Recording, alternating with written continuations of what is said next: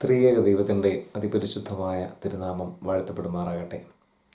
119 സങ്കീർത്തനം 22 വാക്യത്തിൽ ഇപ്രകാരം പറയുന്നു: നിന്നയും അപമാനവും എന്നോടകറ്റണമേ, ഞാൻ നിന്റെ സാക്ഷ്യങ്ങളെ പ്രമാണിക്കുന്നു.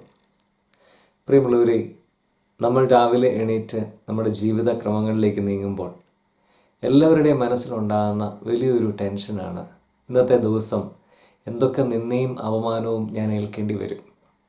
ഇത് അകറ്റണമേ നമ്മൾ കർത്താവിനോട് നമുക്ക് പ്രാർത്ഥിക്കാം.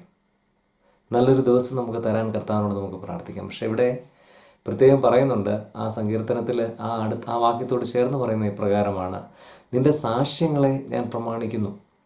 അപ്പം നമുക്കൊരു അപമാനം ഉണ്ടാകുമ്പോൾ, നമ്മളെ ആരെങ്കിലും ഇൻസൾട്ട് ചെയ്യുന്നു എന്ന് ചിന്തിക്കുമ്പോൾ നമ്മളൊന്ന് ചിന്തിക്കുക, ദൈവമേ, ഞാൻ നിൻ്റെ സാക്ഷ്യങ്ങളെ എത്രമാത്രം പ്രമാണിക്കുന്നുണ്ട്. കർത്താവിൻ്റെ വചനങ്ങളെ, കർത്താവ് പറഞ്ഞു തന്ന കാര്യങ്ങളെ എത്രമാത്രം ഞാൻ നിഷ്ഠയോടുകൂടി മുമ്പോട്ട് കൊണ്ടുപോകുന്നുണ്ട്.